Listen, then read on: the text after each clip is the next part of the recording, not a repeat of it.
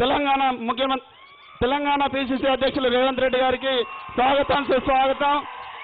అట్లాగే ఎమ్మెల్యే అభ్యర్థి ఆడి గజేందర్ గారికి స్వాగతం సుస్వాగతం పలుకుతా ఉన్నాం.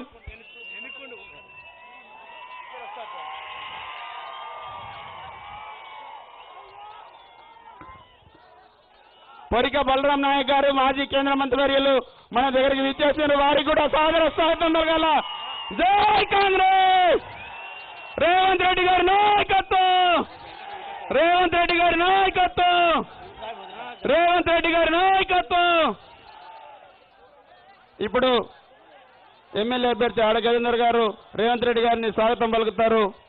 అందరు కూర్చోవాలన్నా ప్లీజ్, అందరు కూర్చోవాలా ప్లీజ్,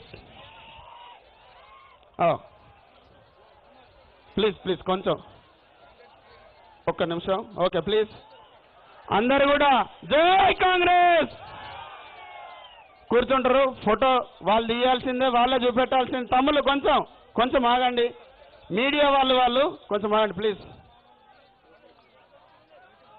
ఇప్పుడు పొరిక బలరాం నాయక్ గారు మాజీ కేంద్ర మంత్రి వర్యులు వారికి సుస్వాగతం. ఇప్పుడు నియోజకవర్గ మైనార్టీ నాయకులు పెద్ద సార్కు మన రేవంత్ రెడ్డి గారికి దట్టి కడతారు, షాల్వా కడతారు కాబట్టి ప్లీజ్ జల్దీ ప్లీజ్. రైట్. ఇప్పుడు మన ప్రియతమ నాయకులు జెడ్పీ ఫ్లోర్ లీడర్, ఇప్పుడు మన ఎమ్మెల్యే అభ్యర్థి శ్రీ ఆడే గజేందర్ గారు మాట్లాడవలసిందిగా ఆహ్వానిస్తున్నా.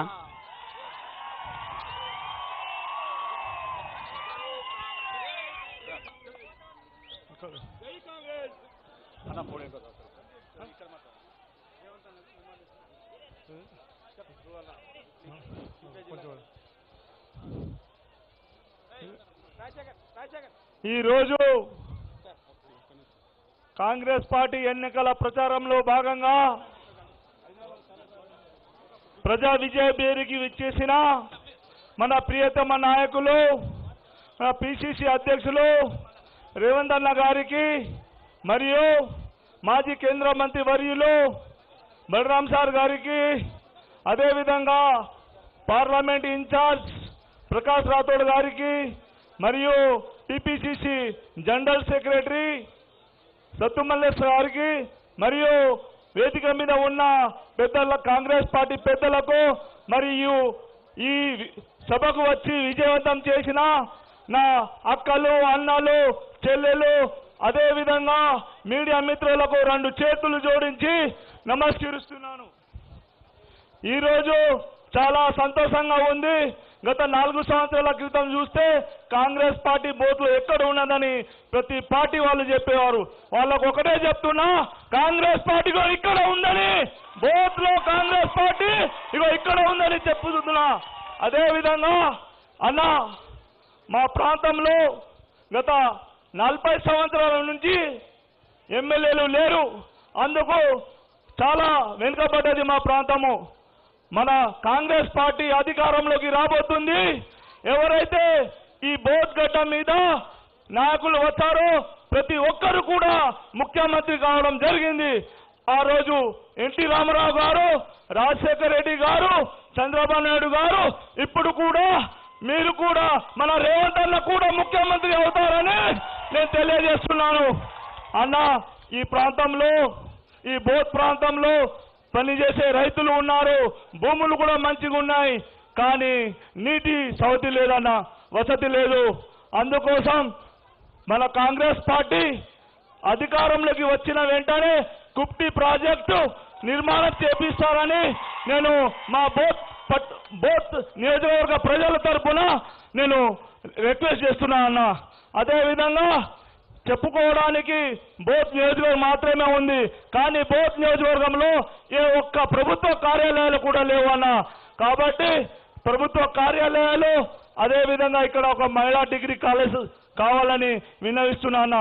ఎందుకంటే ఇక్కడ నుంచి మహిళలు ఇంటర్ చదివిన తర్వాత చదువుకోవాలంటే, డిగ్రీ చేయాలంటే ఆదిలాబాద్లోనే వెళ్ళాలి, మరి నిర్మల్లోనే వెళ్ళాలి. అక్కడికి వెళ్ళలేక చాలా మంది మహిళలు, నా సోదరి మనులు డ్రాప్ అవుట్ అవుతున్నారు. కావున మన గవర్నమెంట్ ఏర్పడిన వెంటనే మన గవర్నమెంట్ ఏర్పడిన వెంటనే మహిళా డిగ్రీ కళాశాల ఏర్పాటు చేస్తారనన్న నేను 2 చేతులు జోడించి విన్నవిస్తున్నానన్న. అదేవిధంగా మేము ఏదైనా రెవెన్యూ వర్క్ కోసం మేము వెళ్ళాలంటే ఆదిలాబాద్ వెళ్ళాలన్నా ఇక్కడ నుంచి 70-80 కిలోమీటర్లు ఉంటుందన్న. మా కష్టాలు ఇక్కడ బోత్లో రెవెన్యూ డివిజన్ ఏర్పాటు చేసి మా కష్టాలు తీరుస్తారని మీ బోత్ ప్రాంత ప్రజల తరఫున మీకు 2 చేతులు జోడించి విన్నవిస్తున్నానా. అదేవిధంగా అన్న ఇక్కడ 4 మండలాలు భీంపూర్, బజారాత్నూర్ మరి ఇంకా 2 మండలాల్లో మన ఆదివాసీ బిడ్డలకు వాళ్ళ గూడలలో వెళ్ళడానికి రోడ్డు సౌకర్యం ఏమాత్రం లేదన్న. మనం అధికారంలోకి వచ్చిన వెంటనే 4 మండలాలకు రోడ్డు వసతి కల్పిస్తారని చేతులు జోడించి విన్నవిస్తున్నా. మరియు గుడియాత్నూర్ మండల కేంద్రాలలో అక్కడ టమాటా రైతులు కానీ కూరగాయలు బాగా పండిస్తారన్న. మన గవర్నమెంట్ ఏర్పడిన వెంటనే అక్కడ కోల్డ్ స్టోరేజీని కూడా ఏర్పాటు చేయాలని మీకు విన్నవిస్తున్నానన్న. కావున ఇక్కడ ఏది చెప్పినా అన్న ప్రతి సెక్టర్లో కూడా డెవలప్మెంట్ లేదన్న. చెప్పుకుంటా పోతే పెద్ద లిస్టే ఉన్నది. అందుకోసం మీరు ఈ నియోజకవర్గాన్ని దత్తత తీసుకొని సిరిసిల్లలాగా జగిత్యాలలాగా మీరు డెవలప్ చేయాలని మీకు ఆశిస్తూ ఈ అవకాశం ఇచ్చిన పెద్దలందరికీ ధన్యవాదాలు తెలుపుతూ ముగిస్తున్నాను. జై కాంగ్రెస్, జై కాంగ్రెస్. రేవంత్ అన్న గారి నాయకత్వం, రేవంత్ అన్న గారి నాయకత్వం, రాహుల్ గాంధీ గారి నాయకత్వం.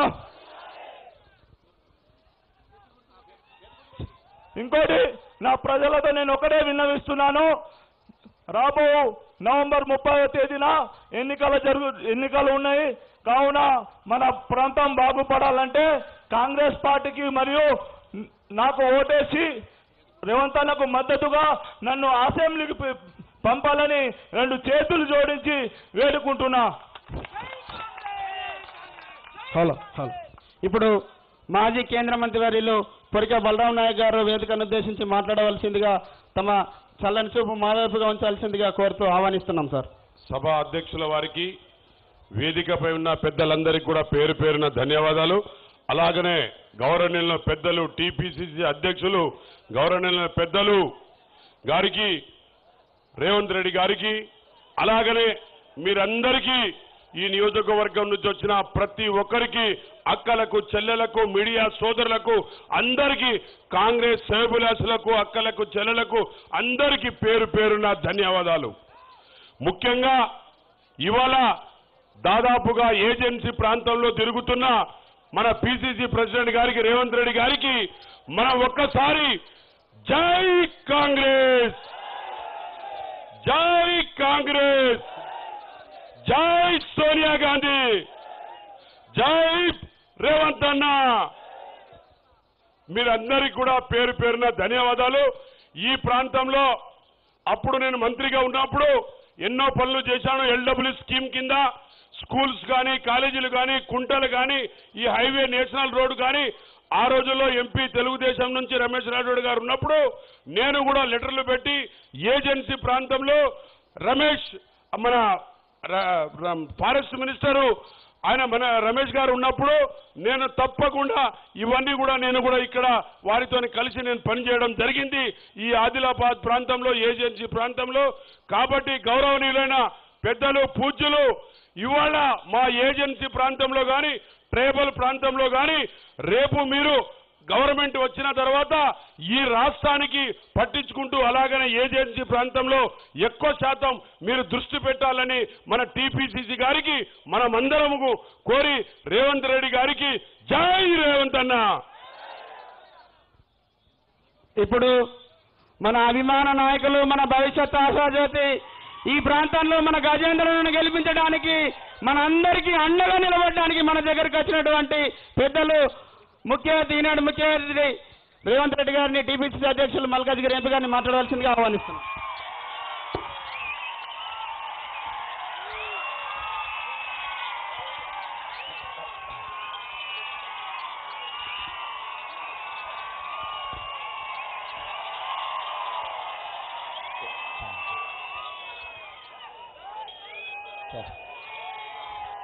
మిత్రులారా, ఈరోజు శ్రీమతి సోనియా గాంధీ, శ్రీ మల్లికార్జున్ ఖర్గే గారు తెలంగాణ శాసనసభ నియోజకవర్గ ఎన్నికలలో ఆదిలాబాద్ జిల్లా బోత్ అసెంబ్లీ నియోజకవర్గానికి ఆడే గజేందర్ను కాంగ్రెస్ పార్టీ అభ్యర్థిగా ఈ ఎన్నికలలో వారికి అవకాశం ఇచ్చిన సందర్భంగా నేను ఈ ఎన్నికల ప్రచారంలో పాల్గొని కాంగ్రెస్ పార్టీ అభ్యర్థిని గెలిపించడానికి ఈ బోత్ శాసనసభ నియోజకవర్గానికి రావడం జరిగింది. మిత్రులారా, ఈ కార్యక్రమంలో కేంద్ర మాజీ మంత్రివర్యులు బలరాం నాయక్ గారు కూడా ఈ కార్యక్రమంలో నాతో పాటు పాల్గొని అత్యంత వెనుకబడ్డ ఆదిలాబాద్ జిల్లాను అభివృద్ధి పదం వైపు నడిపించడంలో గతంలో కేంద్ర మంత్రిగా సహకారాన్ని అందించి రేపు రాబోయే రోజుల్లో కూడా కాంగ్రెస్ పార్టీ ప్రభుత్వంలో మీకు అండగా నిలబడడానికి బలరాం నాయక్ గారు కూడా ఇక్కడికి రావడం జరిగింది. అదేవిధంగా ఈరోజు ఈ వేదిక మీద బోత్ శాసనసభ నియోజకవర్గంలో 40 సంవత్సరాల నుంచి కాంగ్రెస్ పార్టీకి అవకాశం రాలేదు. ఈసారి ఎట్టి పరిస్థితుల్లో కాంగ్రెస్ పార్టీ ఎమ్మెల్యేని ఇక్కడ గెలిపించుకొని ఈ ప్రాంత అభివృద్ధి వరకు పాటుపడాలని మా జెడ్పీటీసీ సోదరులు, మా జిల్లా పార్టీ నాయకులు, అదేవిధంగా ఇన్ఛార్జ్ గారు అందరూ రాష్ట్ర స్థాయి నాయకులు వాళ్లతో పాటు కష్టాలలో నష్టాలలో అక్రమ కేసులను ఎదుర్కొని బీఆర్ఎస్ దురాగతాలకు ఎదురొడ్డి నిలబడి ఈరోజు కాంగ్రెస్ పార్టీ జెండా మోసిన ప్రాణ సమానులైన వేలాది మంది కార్యకర్తలు ఈ కార్యక్రమంలో పాల్గొన్నారు. మీకందరికీ మనస్ఫూర్తిగా ధన్యవాదాలు తెలియజేస్తున్న మిత్రులారా, ఈడున్న పాత్రికేయ మిత్రులకు తెలుసు, రాష్ట్ర రాజకీయాలలో తెలంగాణ రాష్ట్రంలో ఆదివాసీలు, లంబాడీలు, ప్రధానంగా ఎస్టీలు ఈ 2 సామాజిక వర్గాలు ఉన్నాయి. ఆదివాసీలు, లంబాడీలు కాంగ్రెస్ పార్టీకి 2 కండ్లలాగా తెలంగాణ సమాజంలో వాళ్ళిద్దరూ ఆ 2 సామాజిక వర్గాలు అత్యంత నిర్లక్ష్యానికి లోనయ్యి అత్యంత వెనుకబాటుతనానికి గురైనరు. అందుకే ఈరోజు తెలంగాణ రాష్ట్రంలో 12 అసెంబ్లీ నియోజకవర్గాలు ఉంటే 6 అసెంబ్లీలు మా లంబాడీ సోదరులకు, 6 అసెంబ్లీలు మా ఆదివాసీ సోదరులకు ఇవ్వాలని కాంగ్రెస్ పార్టీ నిర్ణయం తీసుకున్నది. అదేవిధంగా రేపు భవిష్యత్తులో 2 పార్లమెంట్లుంటే ఒకటి ఆదివాసీలకు, ఇంకొకటి లంబాడీ సోదరులకు ఇవ్వాలనే సంగతి కూడా ఇవాళ కాంగ్రెస్ పార్టీ నిర్ణయం తీసుకున్నది. మొదట్లో ఇక్కడ మిత్రుడు వెన్నెల అశోక్ను ఎమ్మెల్యే అభ్యర్థిగా నిర్ణయించిన సామాజిక వర్గాల సమతుల్యం పాటించాలని కాంగ్రెస్ పార్టీ వెన్నెల అశోక్ని ఇవ్వడంతో ఆదివాసీలకు 7, లంబాడీ సోదరులకు 5 అవుతున్న సందర్భంలో మొదట్లో బలరాం నాయక్ గారికి ఇల్లందు ఎమ్మెల్యే టికెట్ ఖాయమైపోయింది. దాంతో అక్కడ 6 ఇక్కడ 6 అవుతాయి అనుకున్నాం. అక్కడ ప్రత్యేక పరిస్థితుల వల్ల కోరం కనకయ్య గారిని కాంగ్రెస్ పార్టీ అభ్యర్థిగా నిర్ణయించడంతో కోరం కనకయ్య ఆదివాసీ బిడ్డ అక్కడ ఆదివాసీలకు ఇచ్చినందుకు ఇక్కడ ఆడే గజేందర్ను కాంగ్రెస్ పార్టీ అభ్యర్థిగా చేపట్టడం జరిగింది. ఇవాళ నేను ఈ సందర్భంగా కాంగ్రెస్ పార్టీ కార్యకర్తలకు, తెలంగాణ సమాజానికి నేను విజ్ఞప్తి చేయదలుచుకున్నా. మిత్రుడు బలరాం నాయక్ గారు కేంద్ర మంత్రిగా పనిచేసిన ఈరోజు అక్కడ కోరం కనకయ్య స్థానికంగా టికెట్ ఇచ్చి సిఈసిలో ఆయన పేరు ఆమోదం పొందిన పార్టీ వారిని విజ్ఞప్తి చేసింది, నీకు భవిష్యత్తులో మంచి అవకాశం ఉంటుంది, ఆదివాసీ బిడ్డకు నీ టికెట్ వదులుకో అంటే పెద్ద మనసుతో బలరాం నాయక్ గారు ముందుకొచ్చి ఇల్లందు టికెట్ ఆదివాసీ బిడ్డకు వదులుకున్నాడు. ఈ రోజు ఆడే గజేందర్ గెలిపించడానికి బోత్కొచ్చుడు. వారికి పెద్ద ఎత్తున చప్పట్లతో స్వాగతం పలకండి. ఇవాళ రోజుల్లో వార్డు మెంబర్ కూడా ఎవరు వదులుకుంటలేరు. సర్పంచ్, ఎంపీటీసీ చాలా పెద్ద పదవులు. కానీ మిత్రుడు Balram Nayak MLA ticket party ఆదేశాల మేరకు ఒక ఆదివాసి బిడ్డకు వదులుకొని తన ఉదారత్వాన్ని, తన గొప్పతనాన్ని, పార్టీ పట్ల తనకున్న చిత్తశుద్ధిని నిరూపించుకొని ఇవాళ వారు పార్టీ అధికారంలోకి వస్తే ముఖ్యంగా దళితులు, గిరిజనులకు, బలహీన వర్గాలకు న్యాయం జరుగుతుంది. మైనారిటీ మహిళలను కాంగ్రెస్ పార్టీ ఆదుకుంటుంది. నాకు పదవి కంటే తెలంగాణ రాష్ట్రంలో 4 కోట్ల ప్రజలకు మేలు జరగాలి, ఇందిరమ్మ రాజ్యం రావాలి అని ఇవాళ బలరాం నాయక్ గారు తన ఎమ్మెల్యే టికెట్ని త్యాగం చేశాడు. అదేవిధంగా ఈడ వెన్నెల అశోక్ కూడా నేను విజ్ఞప్తి చేస్తున్నా, పార్టీ ప్రత్యేకమైన పరిస్థితుల్లో నీకు ఇచ్చిన టికెట్ విషయంలో ఈరోజు రాష్ట్ర రాజకీయాలలో జరిగిన పరిణామాలలో ఆడే గజేందర్ని ఇక్కడ అభ్యర్థిగా పెట్టినరు. నీ భవిష్యత్తు కూడా కాంగ్రెస్ పార్టీ అండగా నిలబడుతుంది. మీరు కూడా కాంగ్రెస్ పార్టీతో కలిసి ఈ కార్యకర్తల గెలుపు కోసం, ఈ కార్యకర్తల కష్టాలలో ఉన్నారు, వారికి అండగా నిలబడాల్సిందిగా వెన్నెల అశోక్ పిసిసి అధ్యక్షుడిగా విజ్ఞప్తి చేస్తున్న, పార్టీ వారికి అండగా నిలబడుతుంది. వారు వేసిన నామినేషన్ కూడా ఉపసంహరించుకొని కాంగ్రెస్ పార్టీ గెలుపు కోసం పనిచేయాల్సిందిగా ఆడే గజేందర్ను అత్యధిక మెజార్టీతోని ఈ బోత్ శాసనసభ నుంచి గెలిపించాల్సిందిగా విజ్ఞప్తి చేస్తున్నా.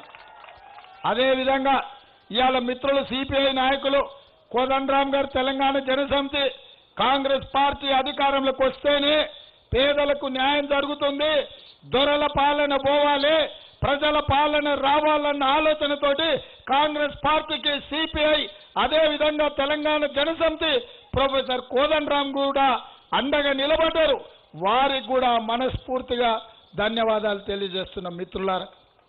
ఇవాళ ఈ రాష్ట్రంలో బీఆర్ఎస్, బీజేపీ, ఎంఐఎం ఒక కూటమిగా ఒకవైపున ఉంటే కాంగ్రెస్, సిపిఐ, కోదండరాం గారు ఇంకొక వైపున కూటమి కట్టి ప్రజల తెలంగాణను గెలిపించడానికి, ప్రజా పరిపాలన తీసుకురావడానికి ఇవాళ పోరాటం చేస్తారు.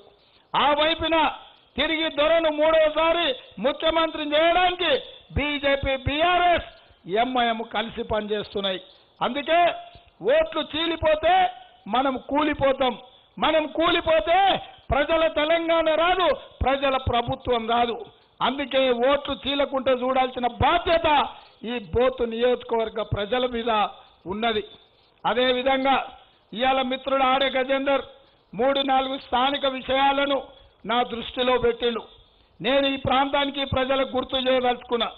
ఆదిలాబాద్ జిల్లా పేరు గుర్తొచ్చినప్పుడు ఈ ఆదిలాబాద్ అటవీ ప్రాంతంలో ఆనాడు జల్ జమీన్ జంగల్ పేరు మీద కొమరం భీం, రామ్జీ గోండు బ్రిటిష్ రాజులకు, నిజాం సర్కార్కు వ్యతిరేకంగా నిటారుగా నిలబడి ఆదివాసీల హక్కుల కోసం, ఈ ప్రాంత ప్రజల కోసం తమ ప్రాణాలను సైతం వదిలి నేల కొరిగిన గోండు వీరులు, ఆదివాసీ వీరులు.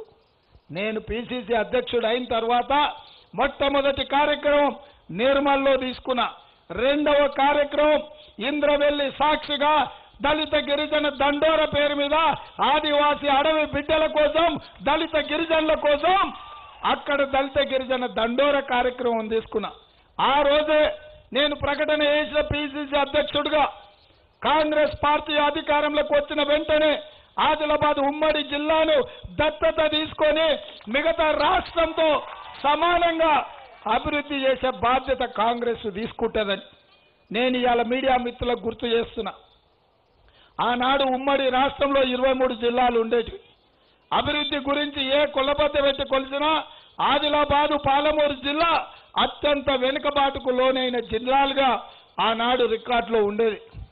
మరి తెలంగాణ రాష్ట్రం వచ్చి పరిపాలనలో మనవాడే ఉండి, మన ప్రాంతం వాడే ముఖ్యమంత్రి ఉండి 10 సంవత్సరాలు పరిపాలన అందించినాక మన బతుకులు బాగుపడతాయనుకున్నా, మన వలసలు ఆగిపోతాయనుకున్నా, మన రైతుల ఆత్మహత్యలు జరగవని నేను అనుకున్నా, మన విద్యార్థులకు ఉపాధి అవకాశాలు దొరుకుతాయనుకున్నా, మన నిరుద్యోగులకు ఉద్యోగాలు వస్తాయని నేను అనుకున్నా. కానీ ఈ 10 ఏళ్లలో ఆదిలాబాద్ కానీ పాలమూరు కానీ ఏమీ మారలే. ఎవడి పాలైంది ఈరోజు ఈ తెలంగాణ? మీరు ఆలోచన చెయ్యండి. ఏ బిడ్డల త్యాగాల పునాదుల మీద ఏ తెలంగాణ ఉద్యమకారులు అమరులై తెలంగాణ రాష్ట్రాన్ని సాధించిందో, ఇవాళ ఉద్యమకారుల యొక్క ఆకాంక్షలు నెరవేరలేదు. ఇవాళ కుంటి ప్రాజెక్టు గురించి 10 ఏళ్ల తర్వాత మళ్ళీ బోతు ప్రజలు మా ప్రాంతానికి సాగునీరు లేదు, తాగునీరు లేదు, మా గూడాలలో మాకు మిషన్ భగీరథ నీళ్లు వస్తలేవు, మా గూడాలకు రోడ్డు లేదు, మా తండాలలో పాఠశాలలు మూతబడ్డాయని మళ్ళీ అడుక్కునే పరిస్థితి 10 ఏళ్ల తర్వాత ఉంది మిత్రులారా. ఆనాడన్నాడు ఈ వెనుకబాటుతనానికి కల్వకుంట్ల చంద్రశేఖరరావు సమైక్య పాలనలో, ఉమ్మడి పరిపాలనలో, సీమాంధ్రలో ముఖ్యమంత్రులుగా ఉంటే తెలంగాణకు అన్యాయం జరిగింది, తెలంగాణకు నీళ్లు వస్తలేవు, తెలంగాణ నిధులు వస్తలేవు, తెలంగాణ నియామకాలు లేవు, మన పిల్లలకు చదువులు లేవు, మన పిల్లలకు కొలువులు లేవు అని ఆయన కేసీఆర్ అన్నాడు. మరి నేను ఇవాళ మీడియా మిత్రులను అడుగుతున్నా, నేను ఆదిలాబాద్ బిడ్డలను అడుగుతున్నా, తెలంగాణ వచ్చింది, తెలంగాణలో ముఖ్యమంత్రి అయిండు, తెలంగాణలో ఐటీ మంత్రి అయిండు, తెలంగాణలో మున్సిపల్ మంత్రి అయిండు, తెలంగాణలో ఆర్థిక మంత్రి అయిండు, తెలంగాణలో పోలీస్ మంత్రి అయిండు. 10 సంవత్సరాలల్లా బోత్కు నీళ్ళు ఎందుకు రాలేదు? 170 యాక్ట్ ఎందుకు అమలు జరగలేదు? ఈ ప్రాంతంలో పోడు భూముల పట్టాలు ఎందుకు పంచలేదు? ఈ ప్రాంతంలో గూడాలలో పోవడానికి ఇంకా దారులు లేవు. వానలు వస్తే, వాగులు అడ్డం వస్తే ప్రసవించడానికి కూడా వీలు లేక కట్టెగట్టి మోసుకునే పరిస్థితి ఆ తల్లులకు ఎందుకు దాపురించిందని నేను అడుగుతున్నా.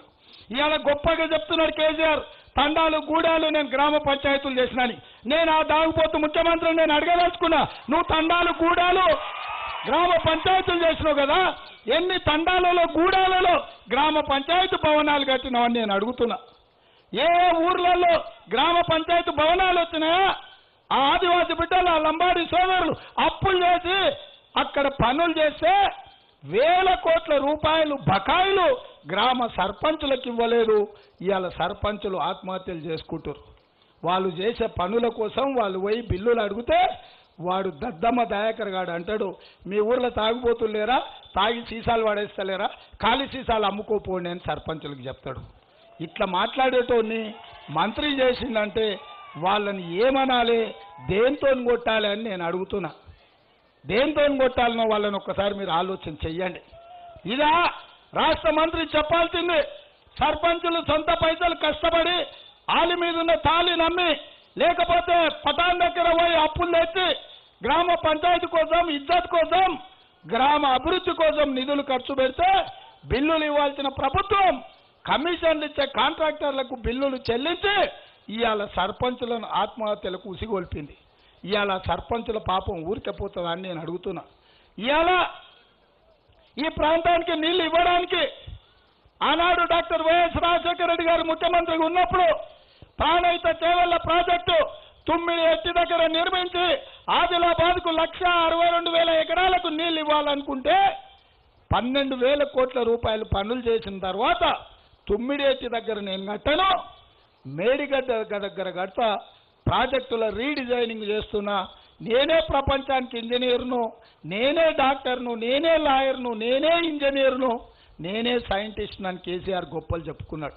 80,000 పుస్తకాలు చదివినా అన్నాడు. ఆయన 80,000 పుస్తకాలు చదివిండో లేదో నాకు తెలియదు, కానీ 1,00,000 సీసాలు మాత్రం దాగినట్టుగా అనిపిస్తుండే. ఎందుకంటే ఇవాళ దద్దమ్మ దయాకర్ అంటుడు ఖాళీ సీసాలు అమ్ముకోమని. నువ్వు ఊర్లలో వీళ్ళు అమ్ముకుంటే ఫామ్ హౌస్ల గజ్వెల్లో నువ్వు అమ్ముకుంటావురా పై ఖాళీ సీసాలు?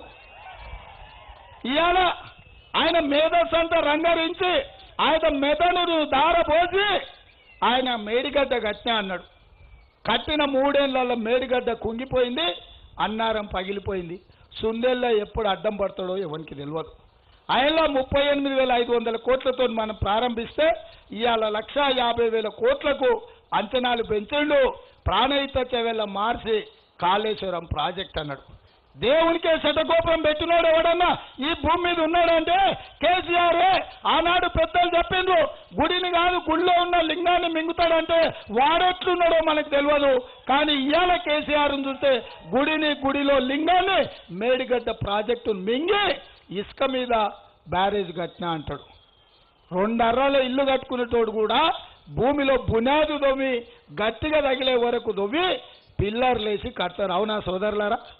చిన్న 2 అర్రలు ఇల్లు కట్టుకునేటోడు మేస్త్రి, చదువురాని మేస్త్రి కూడా ఇల్లు కట్టాలనుకుంటే భూమి దొవ్వి బునాది వేసి దాని మీద ఇల్లు కడతాడు. ఈ సన్నాసి 1,00,000 కోట్లతో కట్టిన మేడిగడ్డ భూమి దవ్వకుండా, బునాది వేయకుండా ఇసుక మీద కట్టినా వాద వచ్చింది, వాదులో ఇసుక పోయింది, మేడిగడ్డ కూలిపోయిందని అంటున్నాడు. ఎవడన్నా బుద్ధున్నోడు, అన్నం తినటోడు, మనిషి అన్నోడు ఇసుక మీద పెద్ద బ్యారేజ్ కడతాడా? నువ్వు ప్రపంచానికి మేధావి, నీ ఇంజనీరింగ్ తనంతో కట్టినా అని చెప్తే మేము నమ్మాలనా? ఇవాళ కేసీఆర్ అవినీతికి మేడిగడ్డ బలైపోయింది, మేడిగడ్డ కుంగిపోయింది, ఇవాళ అన్నారం పగిలిపోయింది. అందుకే ఇవాళ మీ ఆదిలాబాద్కు రావాల్సిన నీళ్లు రాకపోవడానికి వాడో వీడో సమైక్య పాలకుడో సీమాంధ్ర ముఖ్యమంత్రులు కాదు, ఇవాళ తెలంగాణ వాడిని, తెలంగాణ ఉద్యమకారుని, తెలంగాణ ముఖ్యమంత్రిని, తెలంగాణ కోసమే పుట్టిన, తెలంగాణ కోసమే చస్తా అని అబద్ధాలు చెప్తున్నా ఈ దద్దమ్మ ముఖ్యమంత్రి చంద్రశేఖర్ రావే బోట్కు నీళ్లు రాకపోవడానికి కారణం. ఈ బోతు నుంచి 2 సార్లు టీఆర్ఎస్ ఎమ్మెల్యేని గెలిపించిండ్రు, అందుకే ఈ తప్పిదం జరిగింది. 3ోసారి మళ్ళా తప్పు చేస్తారా అని నేను అడుగుతున్నా. మీ ప్రాంతానికి నీళ్లు రావాలంటే, కుంటి ప్రాజెక్టు పూర్తి కావాలంటే ఇక్కడ కాంగ్రెస్ పార్టీ గెలవాలి. మీ పిల్లలకు డిగ్రీ కాలేజ్ రావాలి, మీ పిల్లలు చదువుకోవాలి, మీ పిల్లలు బాగుపడాలి అంటే ఇక్కడ కాంగ్రెస్ పార్టీ గెలవాలి.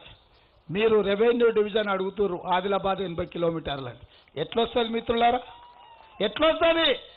మీ బోత్ కాన్స్టిట్యున్సీకి రెవెన్యూ డివిజన్ ఎట్లొస్తుంది? కాంగ్రెస్ పార్టీ గెలిస్తే వస్తుంది. కాంగ్రెస్ పార్టీ ఎట్లా గెలుస్తుంది? బోతులో ఎమ్మెల్యే ఆడే గజేంద్ర గెలిస్తే వస్తుంది. నేను అడగదలుచుకున్న మా మిత్రులు చాలా మంది ఇక్కడ ఉన్నోళ్ళు కాంగ్రెస్ని అడుగుతున్నారు, సార్ డిగ్రీ కాలేజీ, సార్ కుంటి ప్రాజెక్టు కట్టు, సార్ మాకు రెవెన్యూ డివిజన్ ఇవ్వని. మీ కోరిక సమంజసమైందే. 75 ఏళ్ళు అయినా మీ సమస్య తీరలే. కానీ నేను ఒక్క ప్రశ్న అడగదలుచుకున్నా, గాడిద గడ్డేసి బర్రెకు పాలు వింటే వస్తాయా? మీరు ఓట్లేమో గాడిదలకేస్త్రీ, పనులేమో కాంగ్రెస్ని అడగబడుతుంది. మీరు అందరూ వ్యవసాయం చేస్తోళ్ళే కదా, ప్రతి ఒక్కరికి పాడి ఉంటుంది కదా, ఆవో దూడనో పెంచుకుంటాం కదా మనం గాడిద గడ్డేసి వచ్చి మన ఇంట్లో నావుకు పాలు వింటే వస్తాయా అక్క? నువ్వు చెప్పు, వస్తాయా? మరి ఇన్నిసార్లు ఎవరెవరికో ఓటేసారు, ఒక్కసారి కాంగ్రెస్ పార్టీకి ఆడే గజేందర్ను ఈ బోతు గడ్డ మీద ఎమ్మెల్యేగా గెలిపిస్తాను. నాది జిమ్మెదారి. డిసెంబర్ 9 నాడు ప్రభుత్వం ఏర్పాటు చేసి డిసెంబర్ 31 తారీఖు లోపల మీకు రెవెన్యూ డివిజన్ ఇచ్చే బాధ్యత కాంగ్రెస్ పార్టీది. డిసెంబర్ 31 తారీఖు లోపల కుంటి ప్రాజెక్టు పనులు మంజూరు చేసి ప్రారంభోత్సవానికి వచ్చే బాధ్యత నాది. మీ ప్రాంతానికి డిగ్రీ కాలేజ్ మంజూరు చేసి శిలాఫలకం వేయించే బాధ్యత నాది. మీరు అడిగిన 3 డిసెంబర్ 3 తారీఖు నాడు ఆడే గజేందర్ ఎమ్మెల్యే గెలిచిన ఫలితం వస్తే 31 తారీఖు లోపల మీ డిగ్రీ కాలేజ్, మీ కుంటి ప్రాజెక్ట్, మీ రెవెన్యూ డివిజన్, మీ 3 విజ్ఞప్తులను మంజూరు చేసే బాధ్యత పిసిసి అధ్యక్షుడిగా నేను తీసుకుంటా. ఇదే కాకుండా నేను మళ్ళొక మాట ఇస్తున్నా, నేను పుట్టిన ఊరు నల్లమల ఫారెస్ట్ అంటే పశుపతి నుంచి తిరుపతి వరకు ఒకటే అడవి. పశుపతి అంటే నేపాల్ ఉంది, తిరుపతి అంటే రాయలసీమలు ఉంది. ఆ అడవి ప్రాంతమే, ఆ దండకారణ్యమే ఈ ఆదిలాబాదులో ఉన్న అటవీ ప్రాంతం. గోదావరి పరివాహక ప్రాంతం అంతా అటవీ ప్రాంతం. ఈ ప్రాంతం నుంచి ఆ ప్రాంతానికి, ఆ ప్రాంతం నుంచి ఈ ప్రాంతానికి రావాలంటే ఈ దండకారణ్యంలో నడుచుకుంటూ వస్తే అక్కడ తిరుపతిలో మొదలు పెడితే నా ఊరు పాలమూరు నుంచి ఆదిలాబాద్ వాడి నేపాల్ వరకు మనం పోవచ్చు. మనమంతా ఒక్కటే. పశుపతి నుంచి తిరుపతి వరకు ఉన్న ప్రజలందరూ వాళ్ళ సమస్యలు, వాళ్ళ బాధ, వాళ్ళ వెనుకబాటుతనం, మన ప్రాంతాన్ని, మన గిరిజనుల్ని, మన లంబాడి సోదరుల్ని ఈ పాలకులు ఎట్లా నిర్లక్ష్యం చేశారో ఆ బాధ నాకు తెలుసు. అచ్చంపేట అడవులైనా ఆదిలాబాద్ అడవులలో ఉన్న బిడ్డల సమస్యలు ఒక్కటే. అచ్చంపేట అడవుల్లో పుట్టిన నాకు తెలుసు అటవీ ప్రాంతంలో ఉన్న పేదల సమస్యలు ఏంటివో. అందుకే ఈరోజు ఆదిలాబాద్ నుంచి అచ్చంపేట అడవుల వరకు ఈ ప్రాంతంలో ఎక్కడైనా ఎవరైనా కాంగ్రెస్ పార్టీని గెలిపించండి. ఈ ఆదివాసీ బిడ్డల నుంచి, అటవీ ప్రాంతం నుంచి, నల్లమల్ల అడవుల నుంచి వచ్చిన బిడ్డగా నేను మాటిస్తున్నా, ఈ ఆదిలాబాద్ను దత్తత తీసుకొని అత్యధికంగా అభివృద్ధి చేయడానికి, ఈ ఆదిలాబాద్ను అభివృద్ధి పదం వైపు నడిపించే బాధ్యత కాంగ్రెస్ తీసుకుంటుంది. కాబట్టి మిత్రులారా, రాబోయే రోజుల్లో ఇందిరమ్మ రాజ్యం రావాలి, దొరల పాలన పోవాలి, ఇందిరమ్మ రాజ్యం రావాలి. అప్పుడే పేద ప్రజలకు మేలు జరుగుతుంది, మా ఆడబిడ్డలకు న్యాయం జరుగుతుంది. అదేవిధంగా మిత్రులారా, ఈ ఎన్నికల్లో 2004 సందర్భంగా సోనియా గాంధీ గారు తెలంగాణ ప్రజలకు మాట ఇచ్చిండ్రు. కరీంనగర్ గడ్డ మీద నుంచి ఈ ప్రాంతం 4 కోట్ల ప్రజలు ఏం కోరుకుంటుందో నాకు తెలుసు, మీ కోరిక నెరవేరుతుంది అని తెలంగాణ రాష్ట్రం ఇస్తా అని 2004లో గ్యారెంటీ ఇచ్చింది సోనియమ్మ. సోనియమ్మ 2004లో ఇచ్చిన గ్యారెంటీ నిలబెట్టుకోవడానికి ఆంధ్రప్రదేశ్లో పార్టీ తుడిచిపెట్టకపోయినా, కేంద్రంలో అధికారం కోల్పోయినా, తెలంగాణలో ఎన్నో ఒడిదుడుకులను ఎదుర్కొన్నా ఇచ్చిన గ్యారెంటీని నిలబెట్టుకున్న వీర వనిత సోనియమ్మ. మాట ఇస్తే మడమ తప్పని మాట, మడమ తిప్పని మాట తప్పని నాయకురాలు సోనియమ్మ. ఆ సోనియమ్మ డిసెంబర్ 17 నాడు 6 గ్యారెంటీలను తుక్కుగూడ రాజీవ్ గాంధీ ప్రాంగణంలో సోనియమ్మ ప్రకటించింది. మనం 6 గ్యారెంటీలు ఎప్పుడైతే ప్రకటించినామో ఫామ్ హౌస్లో బోర్ల బొక్కలు వండుకున్న కేసీఆర్ ఒక్క ఉలికిపాటున లేచి ఊరూరు తిరుగుతుండు, ఎవరినంటే వాడిని కలుస్తుండు. మొన్న వాళ్ళ భారతీయ ఆఫీసులా కండువలు కప్పుతుండు, బడిపిల్లకు కూడా కండువ కప్పుతుండే. అంతకుముందు మంత్రులు పోతే మెడలు పట్టి దొబ్బేది. మహమూద్ అలీ, ఈటల రాజేందర్ మంత్రిగా ఉన్నప్పుడు ప్రగతి భవన్లో కేసీఆర్ను కలవనికపోతే అక్కడ ఉన్న హోంగార్డు హోంమంత్రిని మెడలు పట్టి దొబ్బిండు. ఎవరు రమ్మన్నారు రాబాయ్, నువ్వు ఎందుకు వచ్చావు అక్కడ?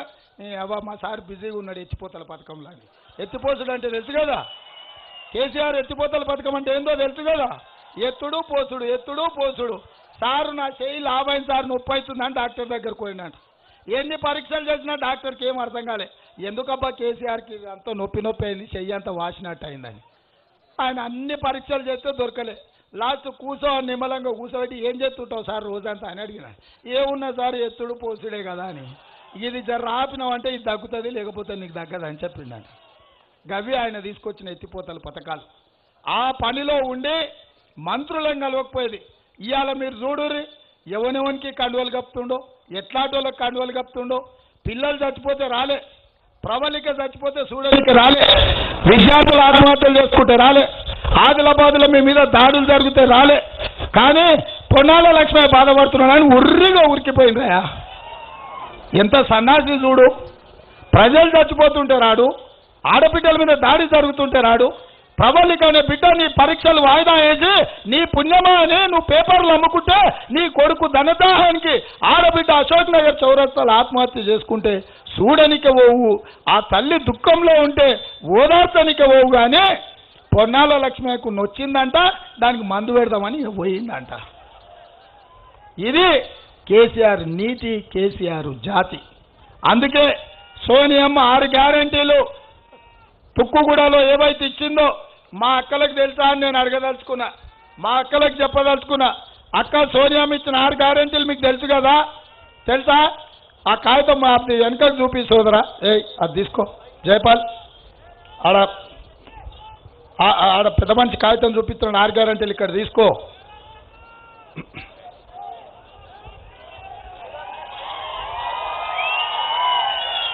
ఇగో ఇవే మా మిత్రుడు, ఏం పేరు ఆ సోదరుంది, పవన్, మా మిత్రుడు. ఇగో 6 గ్యారెంటీలను బాండ్ పేపర్ లాగా, అగ్రిమెంట్ పేపర్ లాగా జాగ్రత్తగా దాచిపెట్టుకోండు.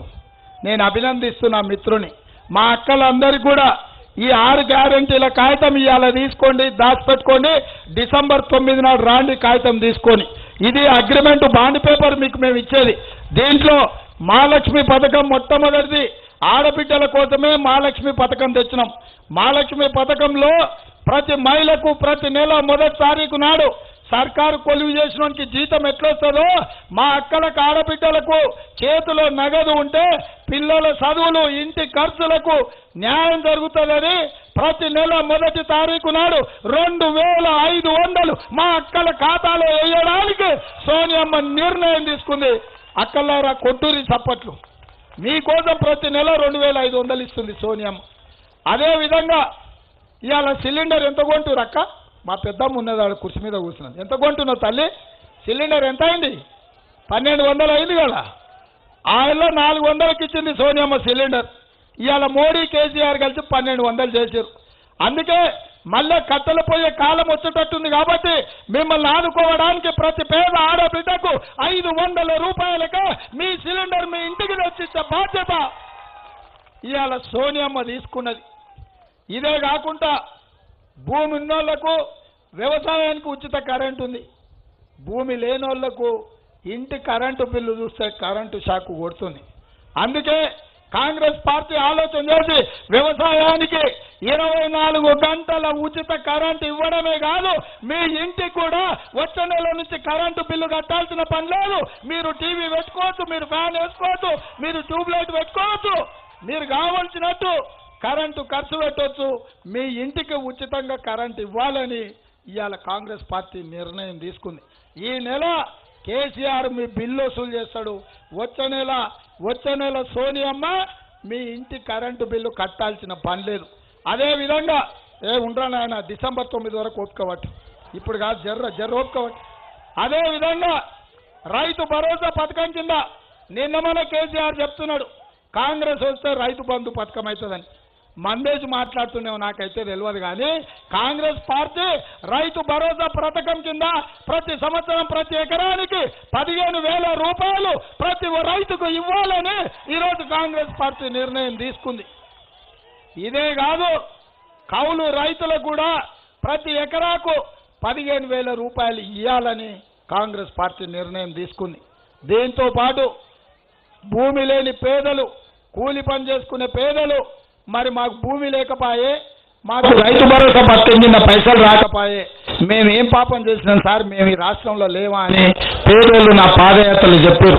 అందుకే వాళ్ళని దృష్టిలో పెట్టుకొని ఉపాధి హామీ కూలికి పోయే ప్రతి పేదవాడికి ప్రతి సంవత్సరం 12,000 రూపాయలు నగదు మీకు ఇవ్వాలని ఇవాళ కాంగ్రెస్ పార్టీ నిర్ణయం తీసుకున్నది. అదేవిధంగా ఆయనలో రాజశేఖర రెడ్డి గారు ముఖ్యమంత్రి ఉన్నప్పుడు, బలరాం నాయక్ గారు కేంద్ర మంత్రి ఉన్నప్పుడు ఇందిరమ్మ ఇల్లు అడిగిన వాళ్ళందరికీ ఇచ్చిండ్రు, ఇల్లు లేని పేదోళ్ళకి ఇచ్చిండ్రు, పెళ్ళైన ప్రతి పిల్లగానికి ఇచ్చిండ్రు. ఆయనలో ఇందిరమ్మ ఇల్లు వచ్చినాయి కదా, చాలా మందికి ఆయనలు ఉండే. ఇవాళ ఎవరికన్నా డబుల్ బెడ్రూమ్ ఇల్లు ఇచ్చిండా కేసీఆర్? డబుల్ బెడ్రూమ్ ఇల్లు వచ్చినాయా? ఎవరికన్నా డబుల్ బెడ్రూమ్ ఇల్లు వచ్చినాయా? అందుకే నేను మొన్న ఆదిలాబాద్ ఖానాపూర్ వచ్చినప్పుడు సవాల్ ఇసిరిన, టీఆర్ఎస్ సన్నాసులకు ఒక్కటే సవాల్ ఇసిరిన, మేము ఏడైతే ఇందిరమ్మ ఇల్లు కట్టినామో గా ఊర్లో మేము ఓట్లు అడుగుతాం. మీరు ఏ ఊర్లో అయితే డబుల్ బెడ్రూమ్ ఇల్లు కట్టినరో గా ఊర్లో మీరు ఓట్లు వేయించుకోండి, మీకు డిపాజిట్లు వస్తే మేము గుండు కొట్టించుకుంటామని నేను చెప్పిన. ఆ సన్నాసులు సప్పుడే వేస్తలేరు, తేలుగుట్టిన దొంగల్లాగా మంచం కింద దాచుకున్నారు. ఇవాళ ఇప్పుడు కూడా మళ్ళా బోతు నుంచి టీఆర్ఎస్ వాళ్ళకి నేను సవాలు విసురుతున్నా, మీరు ఏడైతే డబుల్ బెడ్రూమ్ ఇల్లు కట్టించిందో ఆ ఓట్లన్నీ మీరే వేయించుకోరు. ఏ ఊర్లో అయితే ఇందిరమ్మ ఇల్లు కట్టించినామో ఆ ఓట్లన్నీ మేము వేయించుకుంటాం. మా బలరామనే చెప్తున్నాడు, ఇందిరమ్మ ఇల్లు లేని ఊరు, హనుమాన్ల గుడి లేని ఊరు ఈ తెలంగాణలో ఏడ లేదు అని. అందుకే ఆయనలో మనం ఇచ్చినవే ఈ 10 ఏళ్లలో పిల్లగాడు పెద్దోడైండు, పెద్దోనికి మీసాలు వచ్చినట్టు పెళ్ళి అయింది. ఈ డబుల్ బెడ్రూమ్ ఇల్లు మాత్రం రాలే. అందుకే ఇవాళ ఇల్లు లేని పేదవానికి పెళ్ళైన ప్రతి పిల్లగానికి ఇందిరమ్మ ఇల్లు కట్టుకోనికే 5 లక్షల రూపాయలు ఉచితంగా మీకందరికీ ఇల్లు ఇచ్చే బాధ్యత ఇవాళ కాంగ్రెస్ పార్టీ తీసుకున్నది. అదేవిధంగా చదువుకునే పిల్లలకు తల్లిదండ్రులు కష్టపడ్డా ఫీజులకు సరిపోతలేవు. మీ చదువులకు ఫీజుల కోసము, మీ చదువుకోనికే కంప్యూటర్ కొనుక్కోనికను, కాలేజీ ఫీజు కట్టుకోనికను, మీ ఖర్చుల కోసం 5 లక్షల రూపాయల బ్యాంకు గ్యారంటీ కార్డును ప్రతి విద్యార్థికి ఇవ్వాలని ఇవాళ కాంగ్రెస్ పార్టీ నిర్ణయం తీసుకుంది.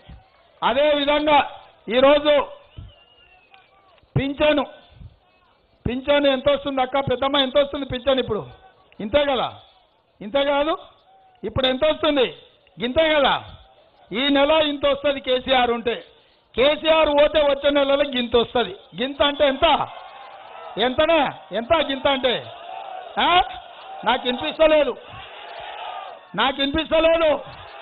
ఇప్పుడు కేసీఆర్కి వినిపించేటట్టు చెప్పండి. పింఛన్ వచ్చిన వాళ్ళు ఎంత వస్తుంది? ఎంత వస్తుంది? ఎంత వస్తుంది? ఎంత వస్తుంది? ఇప్పటి దగ్గర అరిస్తే కదరా నాయన ఇప్పుడు ఎంత వస్తుంది? గట్టిగా చెప్పు.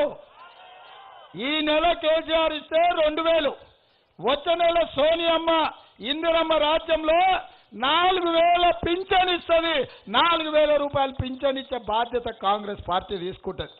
మా పెద్దమ్మలు మా అన్నలకు అందరికి ఒకటే సూచన, 4000 నీకు వస్తే నీ మనవడు నీ చుట్టూ తన కుక్కపిల్ల తిరుగుతాడు.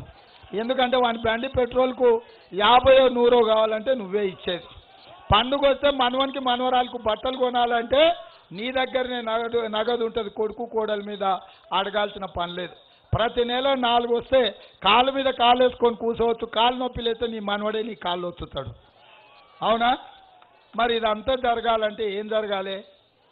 నీకు 2500 కోడల పిల్లకు ప్రతి నెల ఖాతాలు వేయాలన్నా, ప్రతి నెల పింఛన్ కింద 4000 మా పెద్దమ్మకి ఇవ్వాలన్నా, 500 రూపాయలకే సిలిండర్ ఇవ్వాలన్నా, మీ ఇంటి కరెంటు బిల్లు ₹1 నువ్వు కట్టాల్సిన పని లేకుండా ఉండాలన్నా, రైతులకు 15,000 రూపాయలు రైతు భరోసా పథకం కింద ఇవ్వాలన్నా, మామూలు ఉపాధి హామీ కూలీలకు 12,000 రూపాయలు ఇవ్వాలన్నా, ఆరోగ్యశ్రీ పథకం కింద ఆరోగ్యం బాగలేకపోతే అపోలోలో పోయి వైద్యం చేయించుకోనికే 10 లక్షల రూపాయలు ఆరోగ్యశ్రీ పథకం అమలు చేయాలన్నా, ఇన్ని మంచి పనులు డిసెంబర్ 9 తారీఖు నాడు కాంగ్రెస్ పార్టీ ఇందిరమ్మ రాజ్యంలో చెయ్యాలి అంటే మీరేం చేయాలని నేను అడుగుతున్నా.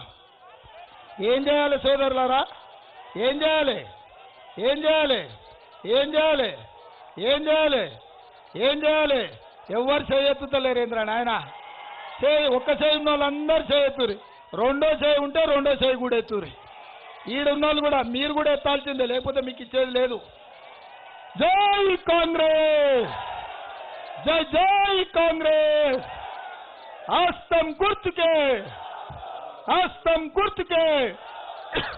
ఇంకా ఉంది, అయిపోలే, కూర్చోరా నాయన, ఇంకా జరకంత ఉంది. ఇంకా నేను మార్పు కావాలి అంట. మీరేమనాలి? ఏమనాలి? నేను మార్పు కావాలి అంటే మీరు కాంగ్రెస్ రావాలి అనాలి. సిద్ధమేనా? మార్పు కావాలి, మార్పు కావాలి, మార్పు కావాలి, మార్పు కావాలి, మార్పు కావాలి, మార్పు కావాలి, మార్పు కావాలి, మార్పు కావాలి, మార్పు కావాలి, మార్పు కావాలి, మార్పు కావాలి, మార్పు కావాలి, మార్పు కావాలి, మార్పు కావాలి, మార్పు కావాలి, మార్పు కావాలి, మార్పు కావాలి, మార్పు కావాలి. 2 లక్షల రూపాయల రుణమాఫీ కూడా జరగాలి. మార్పు కావాలి. ఇంకా కూడా అయిపోలే, ఇంకా కొంచెం ఉంది. ఏందది? నేను బాయ్ బాయ్ అంట, మీరేమనాలి? అంటారు కదా, బాయ్ బాయ్, బాయ్ బాయ్. అక్కలు మీరు కూడా అనాలి. మీరు అనకపోతే మళ్ళీ కేసీఆర్ ఆయన 2 పెగ్గులు ఎక్కువ ఇస్తాడు అనాలి. అక్కలు bye bye, bye bye, bye bye, bye bye, bye bye, bye bye, bye bye, bye bye, bye bye, bye bye, bye bye, bye bye, bye bye, bye bye, bye bye, bye bye. ధన్యవాదాలు మిత్రులారా. జై సోనియమ్మ, జై జై సోనియమ్మ. ధన్యవాదాలు సోదరులారా. ఇప్పుడు కాంగ్రెస్ పార్టీలో తలమడుగు మండలం నుంచి జాయినింగ్స్ ఉన్నాయి, సొనాల మండలం నుంచి జాయినింగ్స్ ఉన్నాయి. ప్లీజ్ ప్లీజ్ జాయినింగ్స్ ఉన్నాయి అన్న, ఫోటో జరగాలి ప్లీజ్ సార్. జాయినింగ్స్